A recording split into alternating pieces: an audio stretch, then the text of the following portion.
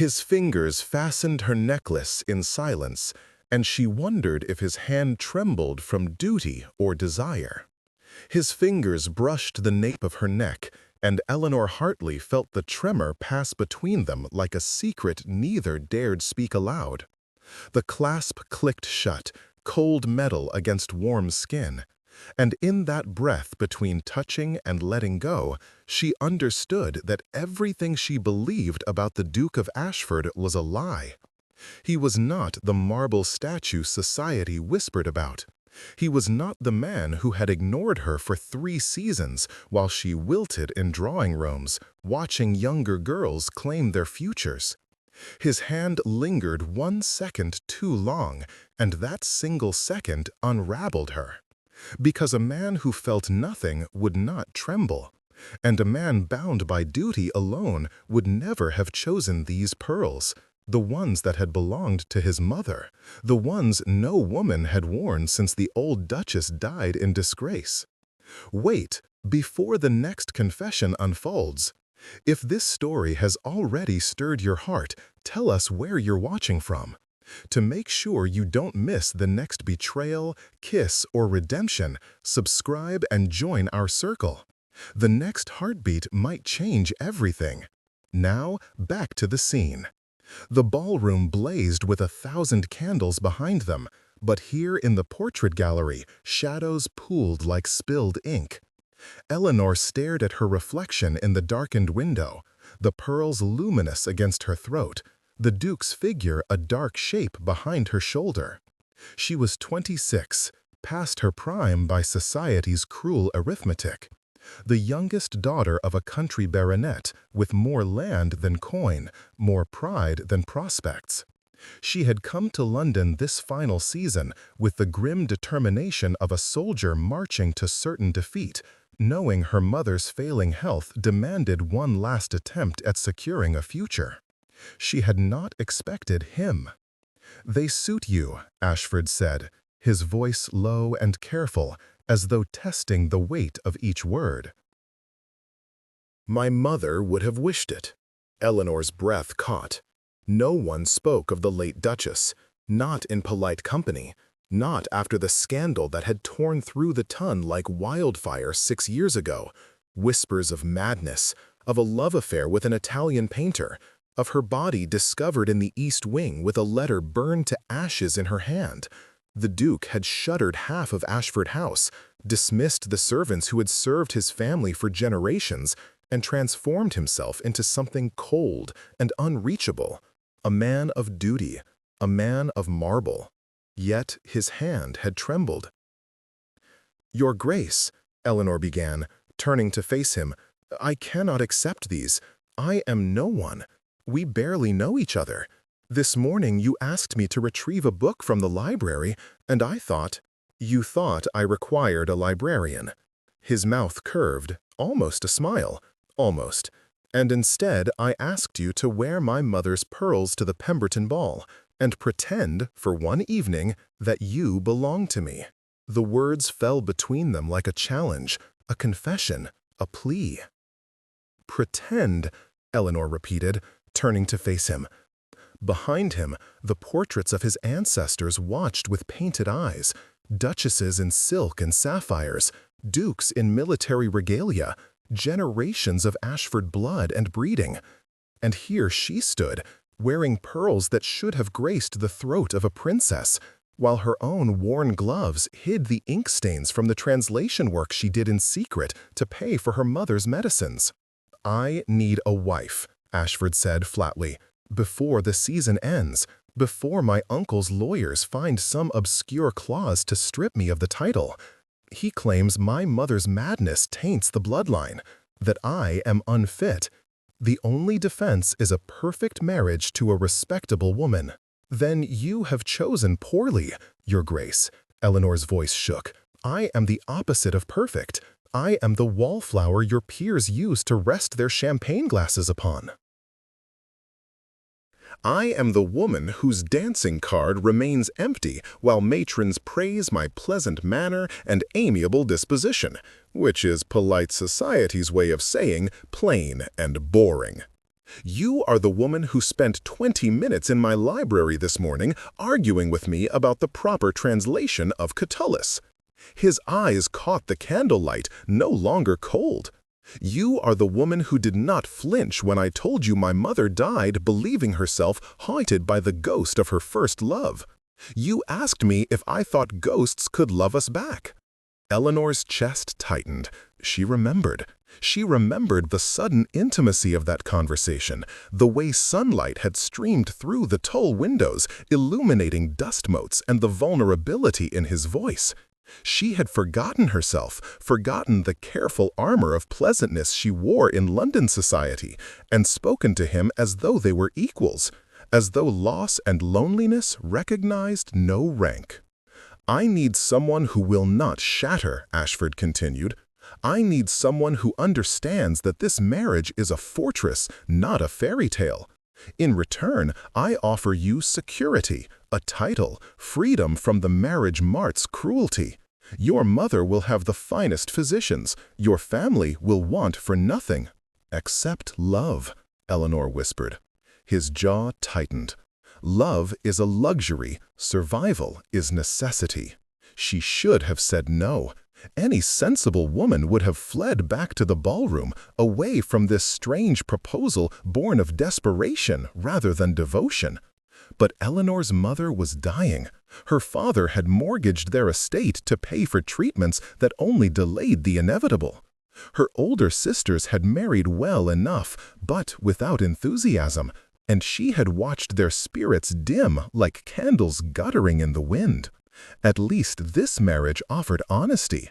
At least the Duke of Ashford did not pretend to feel what he did not. "One condition," Eleanor said, surprised by the steadiness in her voice. "We do not lie to each other." Not about the small things, and certainly not about the large ones. This marriage may be a performance for society, but between us, let there be truth. Something shifted in his expression. Surprise, perhaps, or relief. He extended his hand. "Then we have an agreement, Miss Hartley." She placed her palm in his, felt the warmth of his skin, the strength in his fingers as they closed around hers. A tremor again, so slight she might have imagined it. But she had built a life on noticing what others overlooked, on finding beauty in the margins of other people's stories. "We announce the engagement tomorrow," Ashford said. "Tonight we dance once, enough to spark gossip. Then you return to the ballroom while I speak with your father. By week's end, we will be wed." "So quickly?" "My uncle's petition reaches the House of Lords in 10 days. Once we are married, his claim weakens. A duchess carries weight. A betrothed does not." Eleanor nodded, her mind already racing ahead to the logistics, the impossibility of what they were attempting. A courtship condensed into days. A lifetime committed to a man whose eyes held shadows deeper than grief. "One more thing," she said, as he led her toward the ballroom, the sounds of music and laughter growing louder with each step. "Your mother's pearls. Why these? Why me?" Ashford paused at the threshold, the light from the ballroom painting half his face in gold, leaving the other half in darkness. "Because you asked me if ghosts could love us back," he said quietly, "and for 6 years I have believed myself haunted by the answer." Then he swept her into the ballroom, into a waltz that silenced every conversation, that drew every eye to the spectacle of the Duke who never danced, holding a wallflower as though she were made of starlight. Eleanor felt the weight of society's gaze like a physical thing. She saw Lady Pemberton's eyebrows rise in shock. Saw Charlotte Waverley, the season's diamond, the woman everyone expected Ashford to choose, go pale with fury. Saw her own reflection in the mirrored panels lining the ballroom walls. A woman transformed by pearls and possibility, moving through a dream that might become a nightmare. But in Ashford's arms, she felt his hand steady against her waist, felt the rhythm of his heart beneath the fine wool of his coat. And she wondered if a marriage built on necessity might somehow contain enough truth to become something more. Or if she was simply the latest victim of her own stubborn, foolish hope. The wedding took place 5 days later in the chapel at Ashford House, witnessed by Eleanor's tearful family and a handful of society's most influential gossips. The Duke had orchestrated everything with military precision. The announcements in the papers, the special license, the guest list calculated to provide maximum social legitimacy with minimum intimacy. Eleanor wore ivory silk and her mother's lace veil, yellowed with age, but precious beyond measure. Her mother had been too ill to attend, but she had pressed Eleanor's hand that morning and whispered, "Be brave, my darling, be yourself. That is all any man truly needs." If only that were true. The ceremony passed in a blur of Latin and candlelight. Eleanor spoke her vows clearly, felt the heavy gold of the wedding band slide onto her finger, accepted the Duke's brief, formal kiss as though it were a signature on a contract rather than a promise of passion, which it was. Afterward, there was a subdued breakfast, champagne toasts delivered with careful enthusiasm. Lord Hartley looking simultaneously relieved and heartbroken to see his daughter wed to such wealth, while knowing the marriage had been brokered like a business arrangement. Eleanor's sisters embraced her with whispered encouragements and worried eyes. Then the guests departed, and Eleanor found herself alone in the Duchess's chambers, rooms that had been closed for 6 years, now hastily opened and aired. The furniture remained draped in Holland covers. Dust had settled on the vanity, on the writing desk, on the window seat where the late Duchess had supposedly spent hours staring at the gardens. A maid appeared, young and nervous, to help Eleanor change from her wedding gown into an afternoon dress. "What is your name?" Eleanor asked gently. "Mary, Your Grace." The girl curtsied so deeply she nearly toppled. "Mary, I would like these rooms opened fully, the covers removed, the windows cleaned, fresh flowers if the gardens can provide them." Eleanor turned slowly, taking in the space that would be hers for however long this arrangement lasted. "This is my home now. I will not live among ghosts." The words sounded braver than she felt. Mary worked quickly, chattering nervously about the household routines, the other servants, the best places to walk in the grounds. Eleanor listened with half her attention. The other half focused on the door connecting her chambers to the Duke's.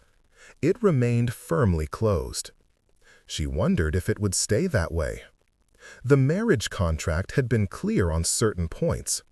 Eleanor would have a generous allowance, control over the household, and the freedom to pursue her scholarly interests. Should, not when. The word had been carefully chosen. Eleanor understood what was not being said. This was a marriage of convenience that might never be consummated. A legal arrangement that protected the Duke's title without requiring anything so messy as actual affection. She told herself she did not care, that she had agreed to this with eyes open, heart guarded. But when night fell and she lay alone in the Duchess's bed, wearing a nightgown embroidered with someone else's monogram, listening to the sounds of the great house settling around her, she felt the full weight of her isolation. She had married a stranger to save her family, and now she would live beside him as a stranger, wearing dead women's pearls and pretending contentment. Somewhere in the darkness beyond her door, the Duke kept his own counsel, and between them stretched the unbridgeable distance of a marriage that had never been meant to be real. Morning arrived with gray light and the rattle of rain against the windows. Eleanor woke disoriented, momentarily forgetting where she was, why the bed felt so vast and the ceiling so high. Then memory returned, sharp as a blade. She was the Duchess of Ashford. The title felt like a costume, ill-fitting and false. She rose, declined Mary's offer of breakfast in bed, and dressed herself in a simple morning gown of deep blue. The house was quiet as she made her way downstairs, her footsteps echoing on the marble floors. Ashford House was a monument to ducal power, all gilt molding and ancestral portraits, towering ceilings, and rooms designed to impress rather than comfort. She found the Duke in his study, surrounded by ledgers and correspondence. He looked up as she entered, and for a moment they simply stared at each other, two people bound by law but separated by everything else. "Good morning, Your Grace," Eleanor said. The formal address tasted strange on her tongue. "Eleanor," he set down his pen, "I trust you slept well?" "As well as can be expected." She moved to the window, watching rain blur the gardens into watercolor impressions. "I have asked the staff to open my chambers fully. I hope that is acceptable." "It is your home now. You need not ask permission for such things." "Yet I feel I must." She turned to face him. "We have not discussed the practical matters of this arrangement." How we are to live together without living together, as it were. Ashford's expression remained carefully neutral. "I will not burden you with demands beyond what we agreed upon. You have your freedom, I have my work. We will maintain separate lives under the same roof." "Like ghosts," Eleanor said softly, "haunting the same house but never touching." His eyes darkened. "If you have regrets already?" "I have questions, not regrets." She crossed the room, settling into the chair opposite his desk, as though they were business partners reviewing terms. "Your uncle's petition. When will you know if our marriage has succeeded in blocking it? The House of Lords hears his case in 5 days. My solicitors are confident that our marriage demonstrates stability and competence. A married duke with a respectable wife undermines his argument of inherited instability. So I am a prop in a legal drama?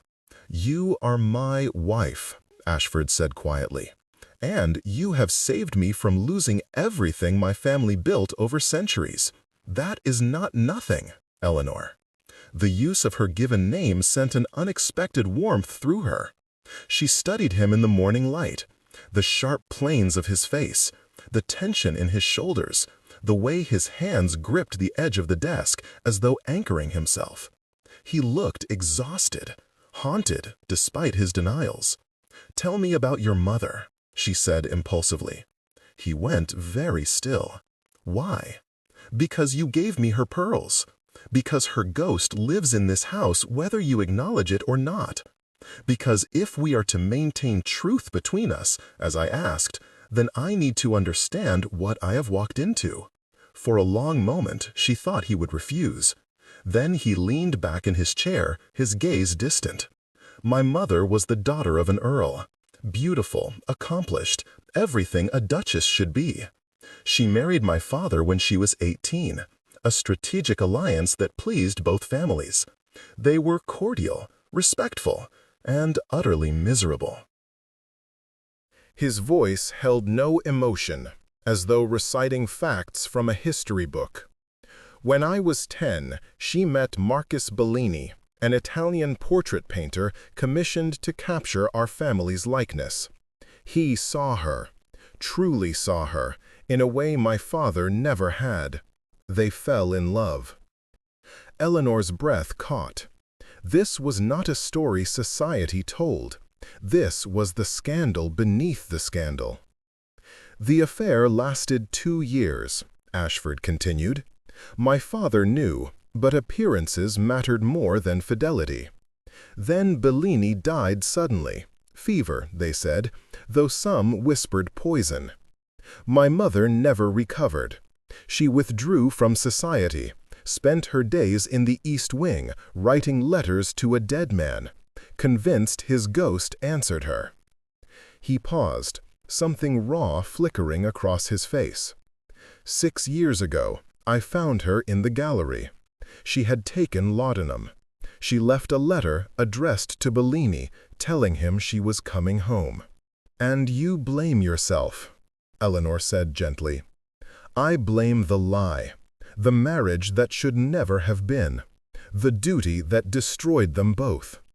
He met her eyes. "I will not make my mother's mistake. I will not pretend this marriage is something it is not. We have honesty between us, Eleanor. Painful as it may be, we have truth." She wanted to argue that truth without tenderness was its own form of cruelty. But she saw the barriers in his eyes, the walls he had built to protect himself from feeling too much, from wanting what he could not have. "Then let us be honest about this too," she said. "I agreed to this marriage to save my family. But I will not live like a ghost in your house. I will manage your estates, I will stand beside you in society, but I will also claim a life of my own. I will continue my translation work. I will make friends. I will not diminish myself to fit into the shape of a convenient duchess." Something like respect flickered in Ashford's expression. "I would not ask you to." "Good." Eleanor stood, smoothing her skirts. "Then we understand each other." This is a partnership of necessity, but within it we remain ourselves. "Ourselves," Ashford repeated, as though testing the concept. "And if society expects more? If they look for love where there is only arrangement? Then we perform for them as needed," Eleanor said. "We dance when required. We smile. We play the part. But between these walls, we keep our truth." He rose, came around the desk, and extended his hand. Eleanor took it, felt again that strange tremor, that spark of something neither of them seemed willing to name. "To honesty," Ashford said. "To survival," Eleanor answered. Their hands clasped, a bargain sealed, a distance maintained. And Eleanor wondered how long two people could live in the same house, bound by the same vows, before the walls between them began to crack. The House of Lords rejected the petition. News arrived via messenger 3 days after the hearing, and Eleanor watched the tension drain from Ashford's shoulders as he read the official decree. His uncle's claim had been dismissed. The marriage had served its purpose. The duchy was secure. "We should celebrate," Eleanor said, though the word felt hollow. They had achieved their goal, yet nothing between them had changed. They still lived as polite strangers, occupying separate spheres within the vast house. "There is a dinner at the Pemberton estate tomorrow evening," Ashford said. "Our first major social appearance as a married couple. That will serve as celebration enough." Eleanor nodded, already dreading the scrutiny, the gossip, the careful performance they would have to maintain. But she had agreed to this, and she would see it through. The Pemberton dinner proved every bit as excruciating as anticipated. Eleanor wore emerald silk and the Duchess's diamonds, more borrowed armor, more symbols of a position she had not earned. She entered the drawing room on Ashford's arm, felt the weight of 40 pairs of eyes assessing her, judging whether she was truly Duchess material. Lady Pemberton greeted them with a smile sharp as glass. "Your Grace, how lovely to see you looking so well. Marriage clearly agrees with you." "Lady Pemberton." Eleanor curtsied with practiced grace. "Your hospitality is, as always, incomparable." The evening proceeded in waves of polite torture. Eleanor fielded questions about her wedding, her future plans, whether she intended to redecorate Ashford House. She smiled until her face ached, laughed at jokes that were not funny, and pretended not to notice Charlotte Waverley's poisonous glares from across the room. At dinner, she found herself seated beside Lord Edmund Thorne, a rakish younger son with a reputation for charm and scandal. "You have achieved the impossible, Your Grace," Thorne said, his eyes glinting with amusement. "You have tamed the untamable Duke. All of London wagers on how you managed it." "Perhaps I did not tame him at all," Eleanor replied evenly. "Perhaps I simply accepted him as he is." Thorne's smile widened. How refreshingly honest! And how unlikely! No one accepts Ashford as he is. They tolerate him, fear him, or want something from him. But acceptance, that would require seeing past the ice. Eleanor glanced down the table to where her husband sat in conversation with Lord Pemberton, his expression politely attentive, his posture rigid. "Ice can be beautiful," she said quietly, "and beneath it there is always water, movement, life. You speak like a poet, Your Grace. I speak like a woman who reads too much and thinks too deeply for her own good." Thorne laughed, genuinely delighted. "Then you and Ashford are better matched than society realizes. He, too, thinks too much and feels too little, or so the gossips claim. The gossips are frequently wrong. Are they?" Thorne leaned closer, his voice dropping. "Then tell me, Your Grace. Does the Duke's hand tremble when he touches you, or is that merely romantic fancy?" Eleanor's breath stopped. She remembered the necklace, the way Ashford's fingers had lingered at her nape. She had thought that moment private, hidden from the world's prying eyes. "I do not discuss my husband with strangers, Lord Thorne. Pity. I do enjoy a good mystery, and the Duke of Ashford has remained London's most enduring riddle." He paused, studying her face. "But perhaps you are the solution, Your Grace. Perhaps you are what he has needed all along, someone who sees the water beneath the ice." Before Eleanor could respond, the ladies withdrew, leaving the men to their port and politics. She found herself in the drawing-room, surrounded by women who smiled with their mouths while their eyes calculated her worth. Charlotte Waverley cornered her by the pianoforte. "You must feel quite triumphant, Your Grace." Charlotte's voice dripped honey and poison in equal measure.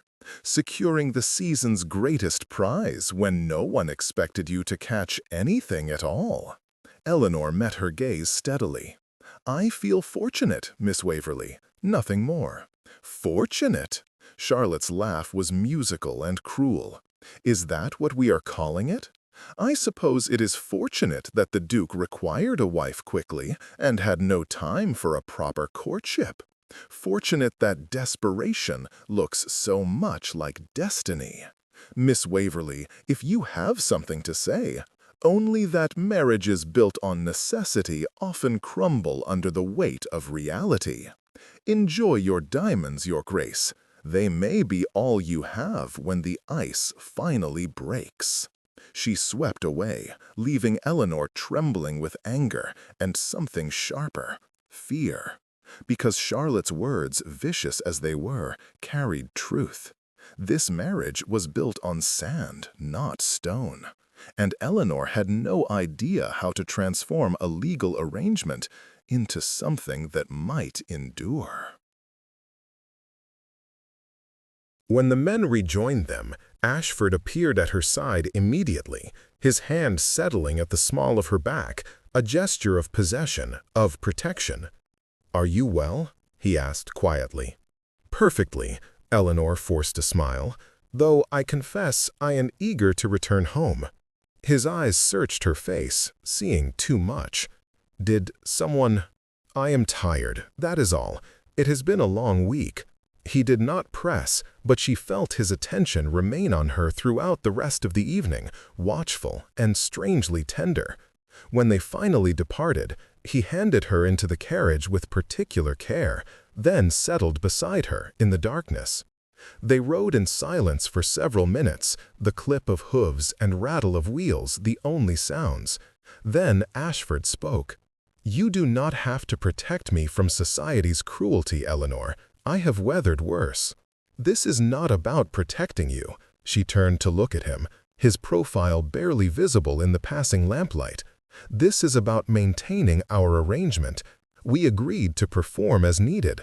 Tonight required performance. And tomorrow? Next week? How long can we maintain the performance before it exhausts us both?" Eleanor had no answer. She was already exhausted by the pretense, by the careful distance they maintained, by the way her heart insisted on feeling things her mind knew to be foolish. "I do not know," she admitted, "but I will not break our agreement. I will be the wife you need, Ashford. In public, I will be perfect. And in private?" The question hung between them, weighted with things neither dared voice. "In private," Eleanor said softly, "we will be honest, as we promised." He reached out then, his hand covering hers where it rested on the seat between them. The touch was brief, almost tentative, but it sent warmth flooding through her. "Thank you," Ashford said, "for tonight, for all of this." Then he withdrew his hand, and they completed the journey home in silence. But Eleanor felt the ghost of his touch long after they had parted, her to her chambers, him to his, and she wondered if honesty might be the most dangerous promise they had made. Because honesty meant acknowledging what she was beginning to feel, and feelings had never been part of their arrangement. The following weeks settled into an uneasy rhythm. Eleanor managed the household with quiet efficiency, earning the respect of servants who had initially doubted her. She opened the Duchess's chambers fully, claimed them as her own, and began the slow work of making Ashford House feel less like a mausoleum and more like a home. She also discovered the library, a vast cathedral-like space filled with volumes in a dozen languages. Here she found refuge. Here she could lose herself in translation work, in the comfort of ancient texts that demanded nothing but scholarship. It was in the library that Ashford found her one afternoon, bent over a manuscript, ink staining her fingers. "Catullus?" he asked, startling her. Eleanor looked up, pushing her spectacles up her nose. "Ovid, actually. I am preparing a translation for publication. Or I was, before." She gestured vaguely, indicating their marriage, the upheaval of her life. "Before you became a duchess." Ashford moved closer, studying the manuscript. "May I?" She slid the pages toward him, watched as he read her careful notations, her attempts to capture the original Latin's passion in English verse. His expression remained neutral, but she saw his fingers trace her words with something like reverence. "This is exceptional," he said finally. "You have a gift for seeing beyond the literal meaning to the emotional truth beneath." "I have too much time and too little company," Eleanor said, attempting lightness. "Translation work keeps me occupied." "Is that all this house offers you? Occupation?" The question caught her off guard. She set down her pen, met his eyes. "What else should it offer?" "I do not know." Ashford leaned against the desk, suddenly looking weary.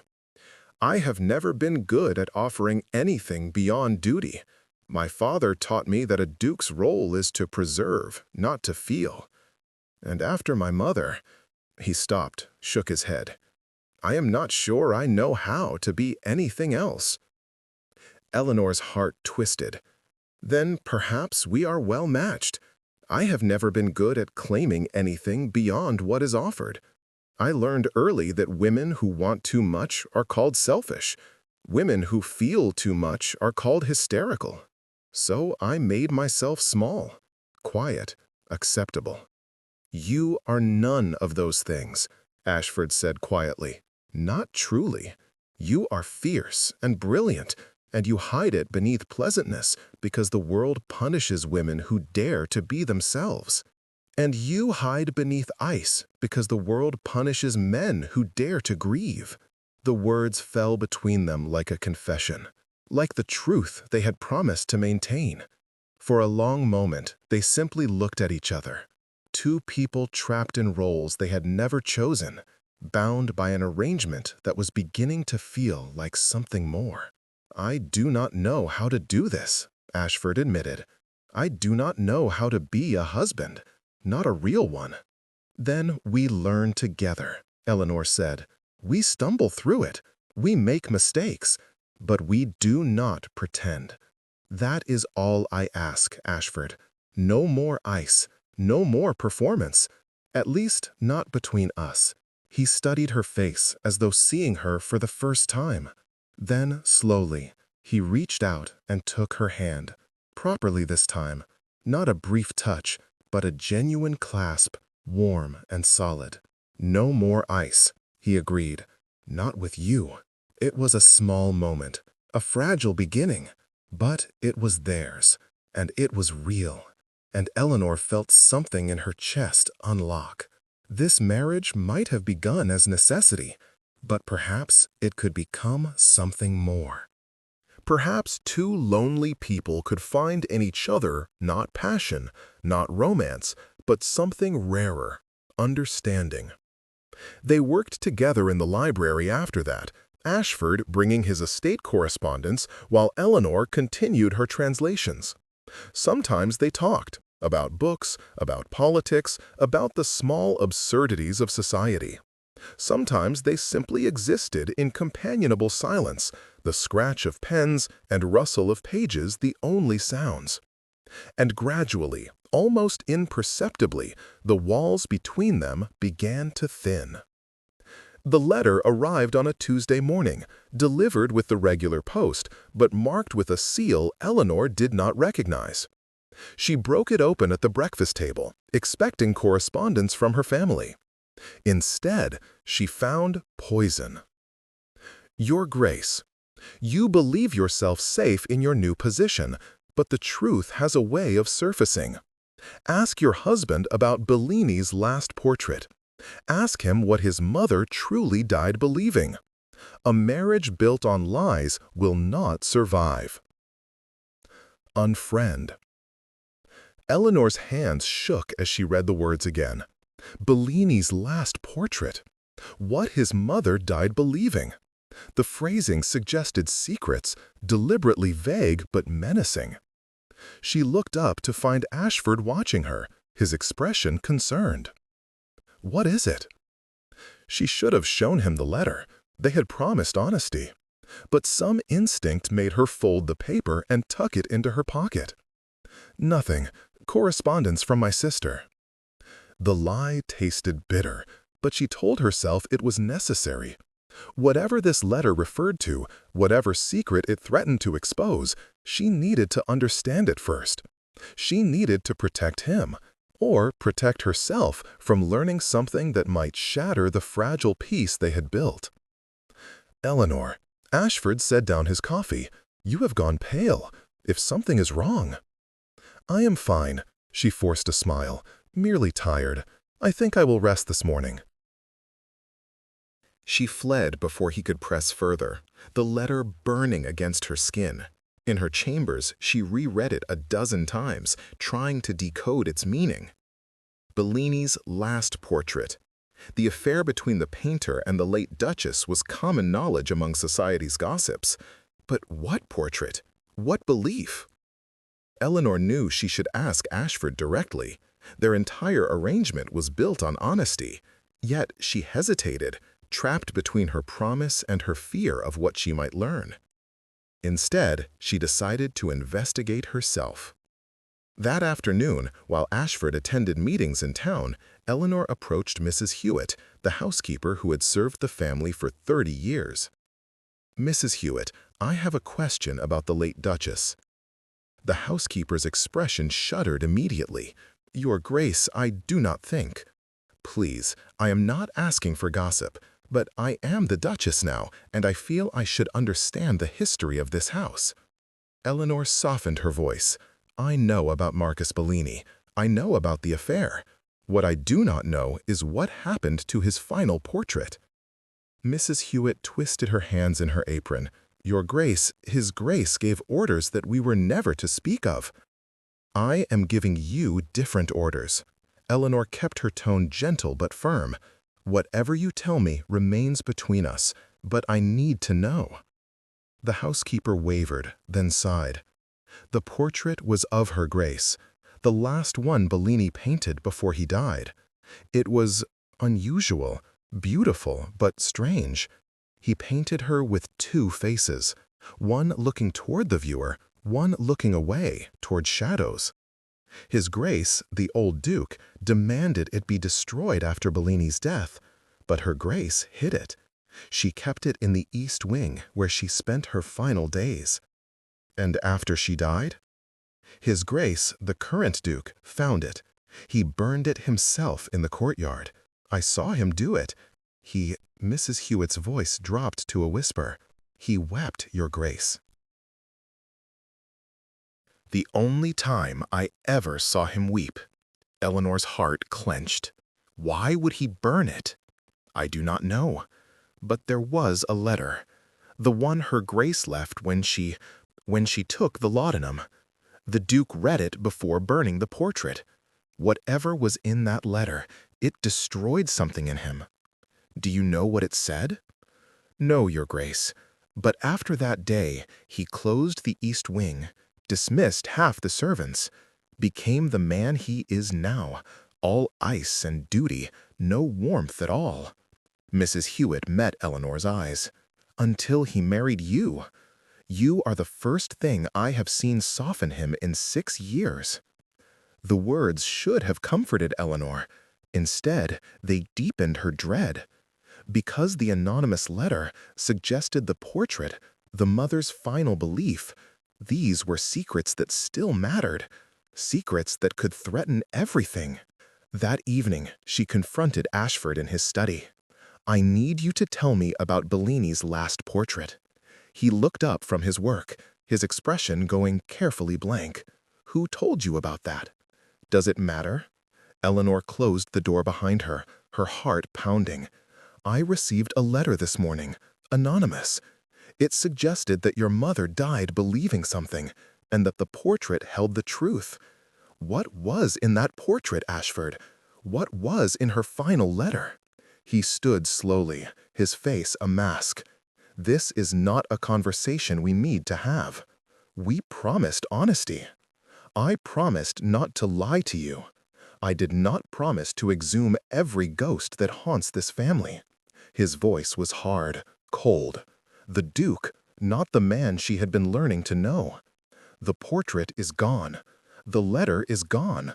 My mother is gone. There is nothing to discuss. Someone wants me to know the truth, Eleanor pressed. Someone sent me that letter, and if they sent one, they may send more. If there is a secret that can hurt us, there is no secret. But his eyes betrayed him. Fear flickered there, sharp and real. Leave this alone, Eleanor. I cannot. Not if it threatens our position, not if it threatens you. Then protect me by forgetting you ever heard about the damned portrait. He moved to the window, his back rigid. My mother was ill. She believed things that were not true. The portrait reflected her delusions, and I burned it to end that chapter. That is all you need to know. What did she believe? Silence stretched between them, taut as a wire. That Bellini was my father, Ashford said finally, his voice hollow. She died believing I was not the old Duke's son, that I had no right to the title, that everything was a lie. The words fell like stones into still water, ripples spreading outward to disturb everything. Eleanor's mind raced. If the late Duchess had believed Ashford was Bellini's son, if she had written it in her final letter, then the portrait might have been evidence. And if that evidence still existed somewhere, if someone had it? Is it true? She whispered. Ashford turned to face her, and the anguish in his eyes nearly broke her. I do not know. My mother and Bellini were lovers. The timing makes it possible. But my father never questioned my legitimacy. No one did, until my uncle began his petition. He laughed bitterly. "Do you see now why I needed a wife so desperately? Why I could not afford a courtship or hesitation? If this secret emerged, if someone proved I was base-born, the title would pass to my uncle. Everything would be lost. But you burned the portrait. You burned the letter." "I burned what I found. But Bellini was a prolific artist. He sketched constantly." "And my mother?" Ashford's voice cracked. "She could have written other letters, made copies. If someone has proof, if they come forward—" "Then we face it together," Eleanor said firmly. She crossed to him, took his hands in hers. "Whatever the truth, whatever comes, we face it as we are, as partners, as allies." "You deserve better than this," Ashford said roughly. "You married a duke, and you may have wed a bastard instead.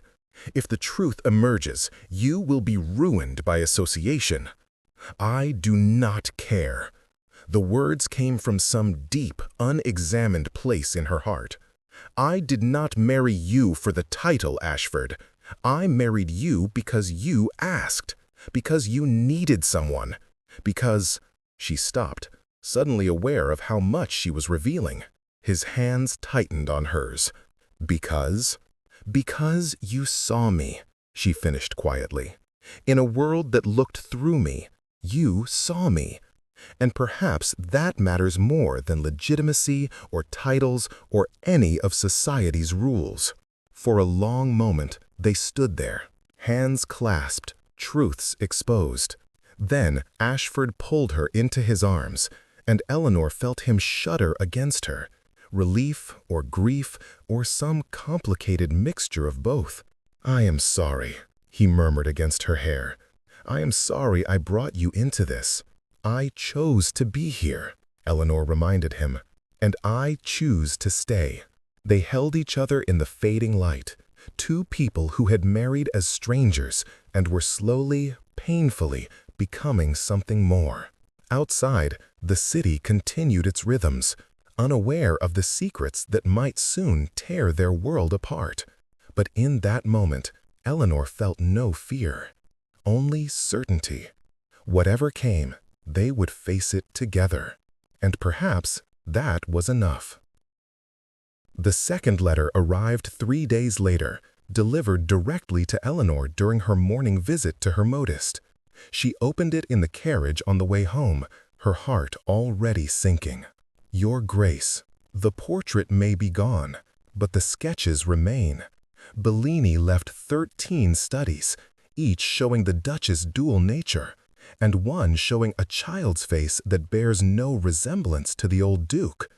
If you wish to see them before they are made public, come to the Greyhound Inn in Cheapside tonight at 9 o'clock.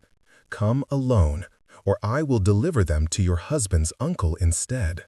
Eleanor's blood ran cold. 13 sketches, a child's face. This was blackmail, clear and direct. Someone had evidence that could destroy Ashford, and they wanted something from her. She should tell him immediately. They had promised honesty. But the letter demanded she come alone, and her protective instincts overrode her promises. This was her chance to see the evidence, to assess the threat, to perhaps negotiate before Ashford knew there was anything to negotiate. So that evening, she pleaded a headache and retired early to her chambers. Then, when the house settled into silence, she slipped out through the servants' entrance, hailed a hackney, and directed the driver to Cheapside. The Greyhound Inn was exactly as disreputable as Eleanor had feared, a sagging building reeking of ale and desperation. She pulled her cloak tighter, kept her hood up, and asked for the private room on the second floor. Inside, she found a woman waiting. Charlotte Waverley. "Miss Waverley," Eleanor's voice came out flat. "I should have known." Charlotte smiled, lovely and poisonous as a hothouse flower. "Did you truly think I would let the Duke slip away so easily? I have spent 3 seasons positioning myself as the perfect Duchess. Then you, a nobody, a wallflower, snatch him from under my nose. He was never yours to lose. Neither was he yours to win. But here we are." Charlotte gestured to the table between them, where a leather portfolio lay. The sketches. Bellini gave them to my aunt, his patron, and, briefly, his lover after the Duchess tired of him. She kept them as insurance. When she died last year, they came to me." Eleanor's mind raced. "What do you want?" "What I wanted was to marry the Duke. Since you have stolen that possibility, I will settle for compensation." Charlotte named a sum that made Eleanor's breath stop. "Pay me, and the sketches are yours. Refuse, and I deliver them to the uncle's lawyers. Either the Duke is proven illegitimate and loses everything, or he pays to keep me silent. But one way or another, I profit. This is blackmail. This is business." Charlotte's smile widened. "And you have 1 week to decide. After that, I go public." Eleanor wanted to refuse, to call Charlotte's bluff, to trust that society would not believe such vicious accusations. But she could not risk Ashford's future on optimism. "Let me see them," she said. Charlotte opened the portfolio with a flourish. Inside were indeed 13 sketches, loose drawings on aged paper, each showing the late Duchess in various poses. But it was the final sketch that stole Eleanor's breath. A child, perhaps 4 years old, dark curls, delicate features, eyes that held unmistakable intelligence. And he looked nothing like the Duke's father, the man whose portrait hung in the great hall, all heavy features and blunt nobility. But the resemblance to Bellini Giovanni's known self-portraits was striking. "You see," Charlotte said softly, "the truth is written in his face." Eleanor forced herself to think past the panic. "These prove nothing. They are sketches, not documents. No court would accept them as evidence." "Perhaps not, but society does not require proof, only suggestion. Whispers and rumors could destroy the Duke's reputation just as effectively as legal proceedings. At minimum, the scandal would follow him forever." Charlotte leaned forward. "Pay me, Your Grace. Save your husband.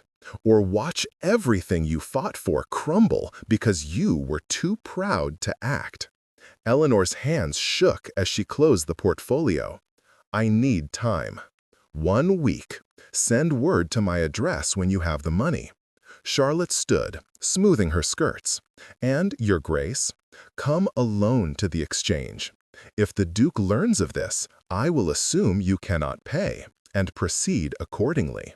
She swept out, leaving Eleanor alone with the sketches and a decision that felt impossible. She could tell Ashford, honor their promise of honesty. But what would he do? Pay the blackmail? Risk everything on a legal battle he might not win? Eleanor did not know, and she was terrified of finding out. Or she could handle this herself, use her own small fortune, the inheritance from her grandmother, held in trust. It would not be enough to cover Charlotte's demands, but perhaps she could negotiate. Perhaps she could protect Ashford from ever knowing how close they had come to disaster. The decision consumed her over the following days. She became distant, distracted, jumping at shadows. Ashford noticed, of course he did, but when he asked, she deflected, citing fatigue or worry about her mother's health. The lies tasted like ash, but she told herself they were necessary. She was protecting him. She was saving what they had built, even if it meant breaking the one promise that mattered. On the 6th day, Eleanor made her choice. She withdrew her inheritance, every penny she had in the world. It was not enough to meet Charlotte's full demand, but it was substantial. She wrote a letter proposing a compromise. Half the money now, the rest in installments, in exchange for all the sketches and Charlotte's permanent silence. Then she sent word and waited. Charlotte's response came swiftly. Accepted. The exchange would happen at midnight at the inn. Eleanor prepared carefully, wearing dark clothing, bringing the money in a small case. She left Ashford House when she was certain her husband was asleep, her heart pounding with guilt and fear. But when she arrived at the Greyhound, something was wrong. The private room was empty. No Charlotte, no portfolio, no sign of anyone. Eleanor stood in the doorway, confused and increasingly alarmed, when she heard footsteps behind her. She turned. Ashford stood there, his face like stone. "When did you plan to tell me?" His voice was very quiet, very controlled. "When did you plan to tell me you were meeting my former intended in the middle of the night, carrying your entire fortune in a bag?" Eleanor's mouth went dry. "How did you?" "Your maid is loyal to the house, not to deception. She came to me when you left." He moved closer, and Eleanor saw the fury in his eyes. Fury, and worse, betrayal. "I followed you here, and I paid Miss Waverley 3 times what you offered to make her reveal everything." "Ashford, you promised me honesty." The words exploded from him. "You stood in my study and demanded truth, and then you went behind my back, took blackmail letters, made deals with my enemies, all without telling me? I was protecting you. I did not ask for protection. I asked for a partner." He grabbed her shoulders, not roughly, but desperately. "Do you not see? By hiding this, you made the same choice my mother made. You lied to protect me from a truth you thought I could not bear, and that lie destroyed her. It is destroying us." Tears burned Eleanor's eyes. "I did not know what else to do. If I told you, you would have tried to handle it yourself, and I could not bear the thought of you hurt by this. You have suffered enough because of your mother's choices. I wanted to spare you." "Spare me." He released her, stepped back. "Eleanor, you are not my mother. This marriage is not my parents' disaster. I chose you because I thought you understood that. I thought we had something different, something true. We do." "We did, until you lied." The devastation in his voice cut deeper than anger. "I burned my mother's portrait because it showed 2 faces, one turned toward truth, one toward shadows. I swore I would never marry someone who kept half of themselves hidden, but that is exactly what you have done." "Then I am sorry." Eleanor's voice broke. "I am sorry I failed you. I am sorry I thought I knew better.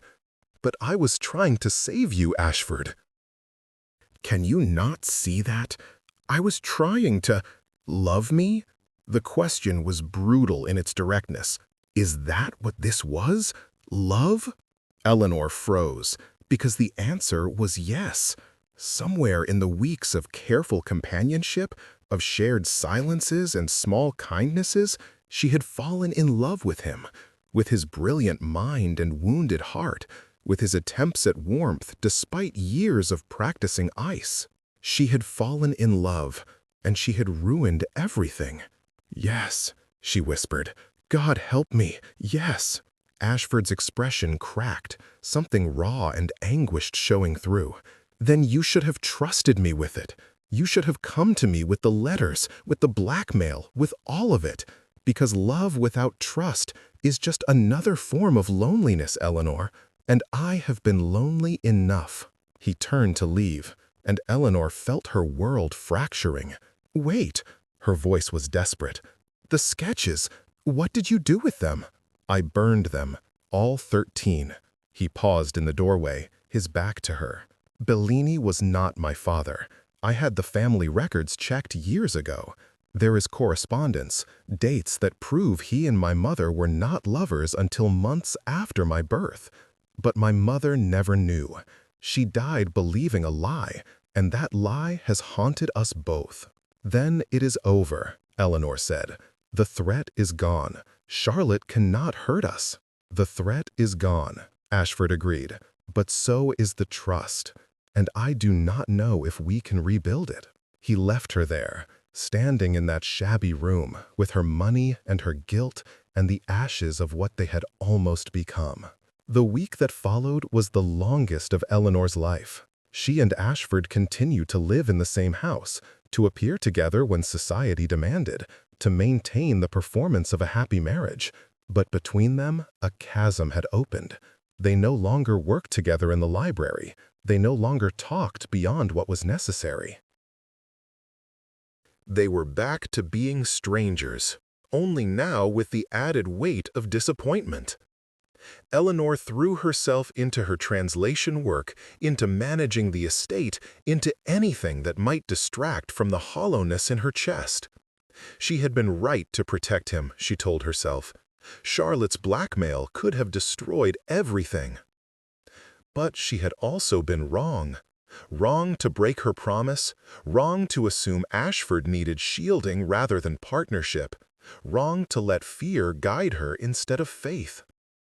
On the 8th day, she received a letter from her mother. Brief, written in a shaky hand, but filled with news. The new treatments were working. Her mother's condition had stabilized. There was hope. Eleanor wept when she read it, for joy, for relief, for the crushing irony that her mother was healing while her marriage dissolved.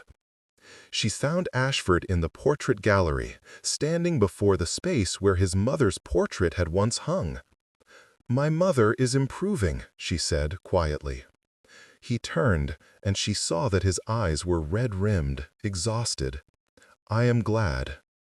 "I should thank you. The physicians you sent, the treatments you funded. Without your generosity, she would not have survived." "It was part of our agreement." It was more than that. Eleanor moved closer, her heart in her throat. "You did not have to send the best physicians. You did not have to ensure she received constant care. You did it because you are kind, Ashford. Because beneath all your attempts at ice, you are deeply, profoundly kind. Kindness means little without trust." "I know." She took a breath, steadying herself. "You were right. I should have come to you with the letters. I should have trusted you to handle it together. I let fear make me foolish, and I hurt you in the process. Why?" His voice was raw. "Why did you think I could not bear the truth?" "Because I have watched you carry the weight of your mother's choices for 6 years. Because I saw how it broke you, and I could not stand to see you break again." Eleanor's voice shook. "I fell in love with you, Ashford. Somewhere between the pearls and the library and the moments when you let me see beneath the ice, I fell in love, and love made me selfish, made me think I could protect you from everything, even yourself." He stared at her, something shifting in his expression. "You love me?" "I love you," she confirmed, "and I understand if that changes nothing, if the damage is too great. But I needed you to know.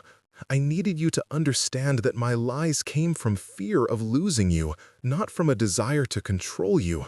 Ashford closed his eyes, and when he opened them, they were bright with unshed tears. "I have been standing in this gallery for hours, staring at the empty space where my mother's portrait should be, and I realized something. She lied to protect my father's honor. She lied to protect me from the truth of my birth. She lied because she thought love meant bearing all burdens alone." He moved toward Eleanor, each step deliberate, and by demanding absolute truth, by refusing to forgive your very human mistake, I was making the same error in reverse. I was demanding perfection when what we both need is simply effort. Eleanor's breath caught. "What are you saying?" "I am saying I do not need you to be perfect. I need you to make mistakes and learn from them, to trust me enough to be flawed in my presence." He took her hands, his touch warm and sure. "I am saying I love you, Eleanor.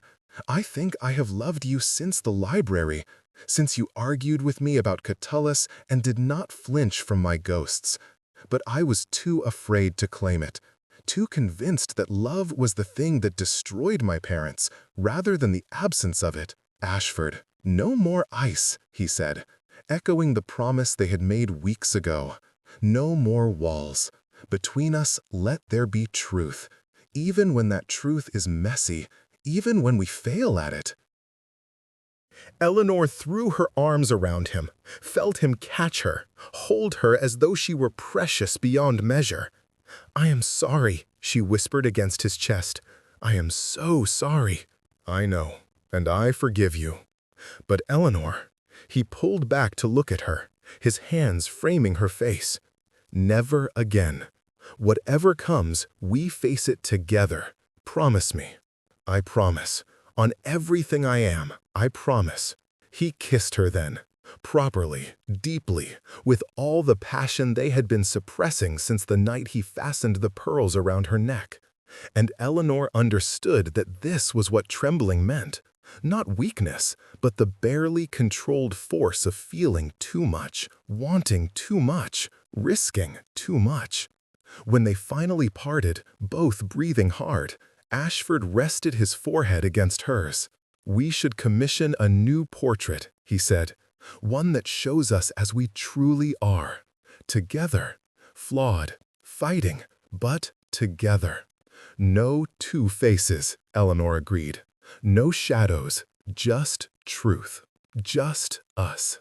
They stood there in the gallery, surrounded by generations of Ashford ancestors who had married for duty, for position, for everything except what truly mattered.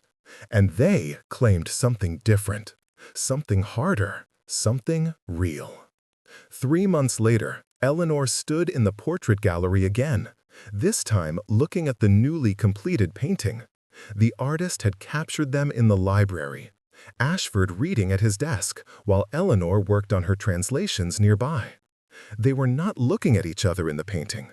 They were simply existing together, comfortable and complete. "What do you think?" Ashford asked, coming to stand beside her. "I think it shows exactly who we are," Eleanor said.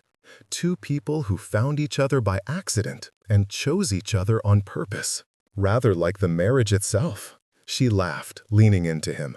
"Rather like."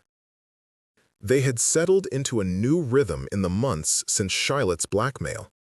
The House of Lords had officially confirmed Ashford's legitimacy after his solicitors presented the family records. The uncle's petition was permanently dismissed. The threat was over. But more importantly, they had learned to be honest with each other, truly, messily honest. They argued sometimes, disagreed about estate management or social obligations, but they did it openly, without walls, without fear. And at night, there were no separate chambers. Eleanor slept in the Duchess's bed, and Ashford slept beside her, and they built a marriage that was nothing like his parents' disaster, nothing like society's careful performances. Theirs was real. Theirs was chosen. "I have something for you," Ashford said, producing a small box. Eleanor opened it to find a ring, simple gold, engraved with Latin words, Veritas et Caritas, truth and love. "Our vows were spoken in haste," Ashford said quietly. "They were about necessity, not devotion. I thought we might speak new ones, private ones, the truth beneath the performance." Eleanor's eyes filled with tears. "I would like that." They stood there in the gallery, beneath the portrait that captured their truth, and spoke vows no one else would ever hear. Promises about honesty and forgiveness, about facing fears together, about choosing each other every day, even when it was hard, especially when it was hard. When they finished, Ashford slipped the ring onto Eleanor's finger, beside the heavy gold band from their official wedding. 2 rings, 2 sets of vows. One for society, one for themselves. "I love you," he said simply. "Not because you are perfect, because you are real." "I love you," Eleanor answered. "Not despite your ghosts, because you let me help you face them." They kissed there, surrounded by painted ancestors, claiming a future those stern faces could never have imagined. A marriage built not on duty or position, but on the radical act of being fully, honestly themselves. Outside, London continued its rhythms. Society gossiped and schemed. Marriages of convenience were struck like business deals, and wallflowers wilted in corners while diamonds sparkled under chandeliers. But in Ashford House, in the portrait gallery where ghosts once held dominion, two people built something different, something that trembled not with fear, but with the barely controlled force of hope. And the pearls, the Duchess's pearls that had started everything, rested in their case, waiting for the daughter they hoped one day to have. A daughter who would inherit not just jewelry and titles, but the knowledge that real love demanded truth, that real love was worth fighting for, that real love began when you stopped performing and started choosing every day to be honest about who you were and what you needed. Eleanor took Ashford's hand, felt his fingers close around hers, steady, warm, no longer trembling. Or perhaps still trembling, just a little, because love, the truest kind, always did. The end.